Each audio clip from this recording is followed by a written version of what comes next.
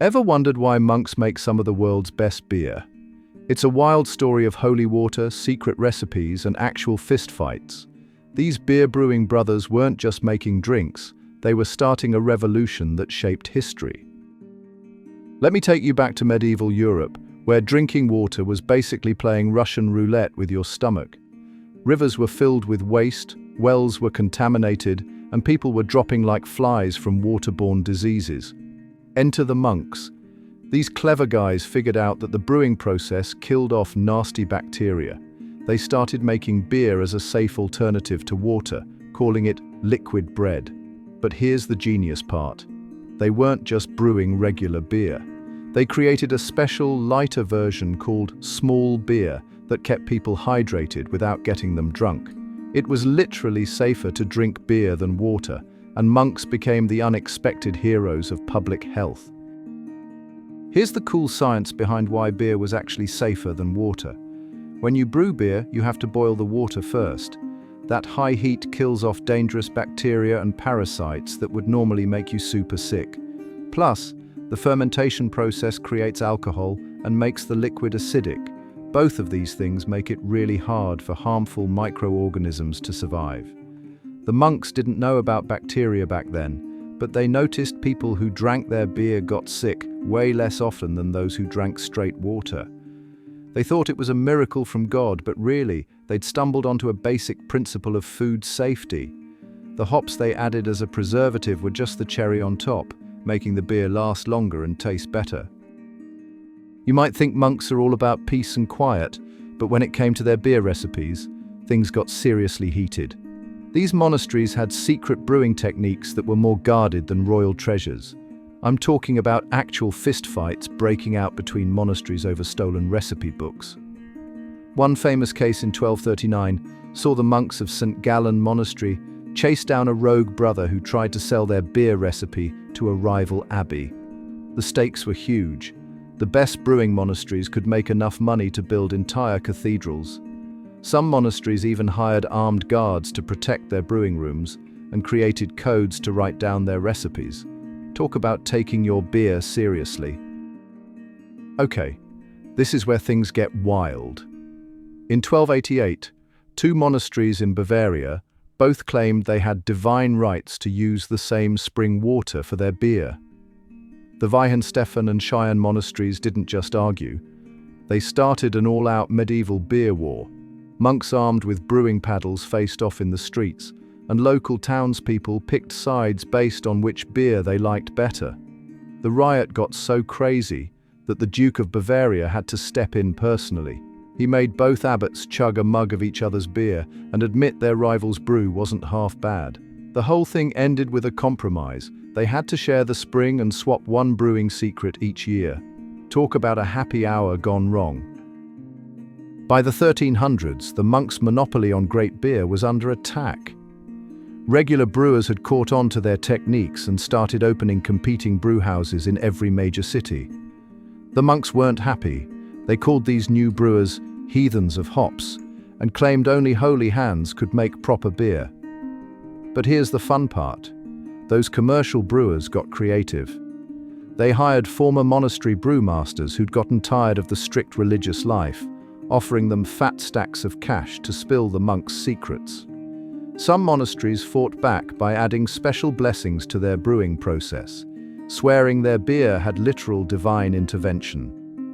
The competition got so intense that some towns had to create special beer courts just to handle all the lawsuits flying between monasteries and commercial brewhouses. Let's talk about the humble hop, the tiny green cone that revolutionized beer forever. Before hops came along, monks were using all sorts of weird stuff to flavor their brews, everything from bog myrtle to wild rosemary. But in the 8th century, some genius monk discovered that hops didn't just make beer taste amazing, they acted like a natural preservative. This was huge.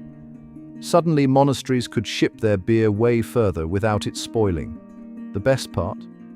Hops made the beer clearer and gave it that crisp, slightly bitter taste we love today. But not everyone was thrilled.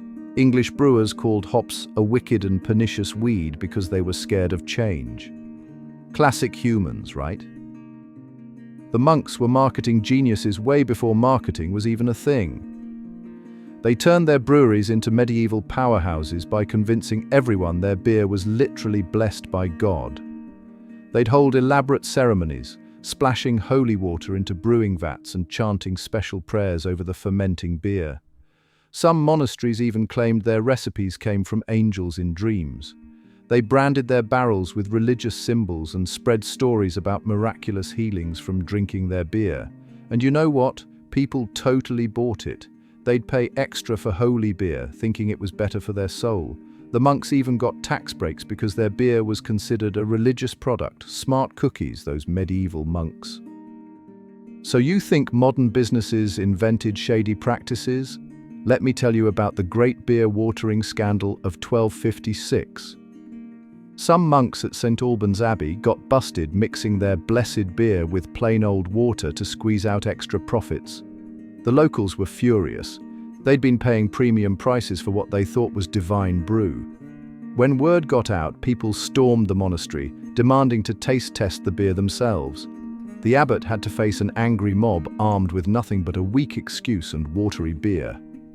The punishment? Those sneaky monks had to drink their own watered-down beer for a whole year while the townspeople watched and laughed. Calm as a brew, right? The year was 1302, and the Catholic Church had a seriously fizzy situation on their hands. Two powerful bishops were claiming their blessings made better beer. Bishop Heinrich of Regensburg swore his three-part blessing ritual made beer taste like liquid gold, while Bishop Wolfgang of Passau claimed his special prayer could keep beer fresh for months. They started a blessing war, traveling from brewery to brewery, trying to outdo each other. Things got so heated that brewers started advertising double blessed beer, sneakily getting both bishops to bless the same batch. The Pope finally had to step in and declare all proper beer blessings equally holy. But here's the kicker: beer sales doubled during the whole drama. You'd think monk breweries would be ancient history, but these guys are still crushing it today. Take Westvleteren 12. Beer fans call it the holy grail of brews, and it's still made by monks in Belgium using centuries-old recipes.